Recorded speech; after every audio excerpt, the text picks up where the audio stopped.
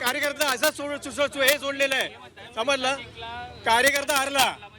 पैसा पैसा पैसा जिंकला, कार्यकर्ता हरलाय. बघ, मागे निष्ठा काही राहिलेली नाही.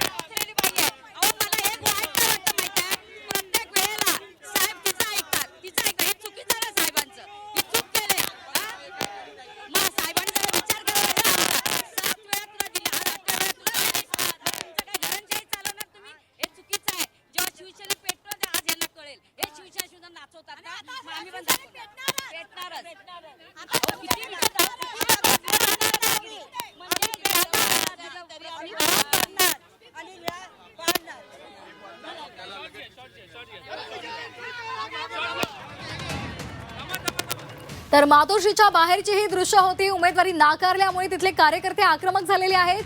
साहेबांनी आमच्या मनाचा विचार करायला हवा होता. आम्ही सातत्यानं पक्षासाठी काम केलेलं आहे, मात्र आम्हाला उमेदवारी नाकारली गेली आणि त्यामुळे इथे कार्यकर्त्यांनी आक्रमक होत घोषणा दिलेल्या आहेत. आपला संताप त्यांनी व्यक्त केलेला आहे.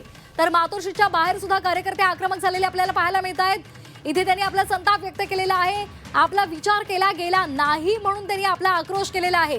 तर छत्रपती संभाजीनगरमध्ये भाजप कार्यालयासमोर आपण आक्रोश पाहिलेला होता आणि आता साधारण तशीच दृश्य मातोश्री बाहेर सुद्धा पाहायला मिळत आहे. मुंबईमधल्या वांद्रेमध्ये मातोश्री बाहेर हे कार्यकर्ते आक्रमक झालेले होते आणि त्यांनी आपली भावना उद्विग्नपणे बोलून दाखवलेली आहे.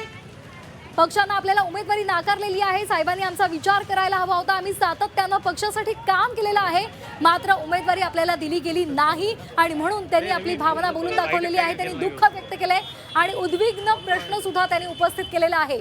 मातोश्री बाहेर इच्छुक कार्यकर्त्यांनी गोंधळ घातलेला आहे. महिला सुद्धा आपल्याला पाहायला मिळतात, पुरुष सुद्धा आहेत. कार्यकर्त्यांनी आपली नाराजी व्यक्त केलेली आहे.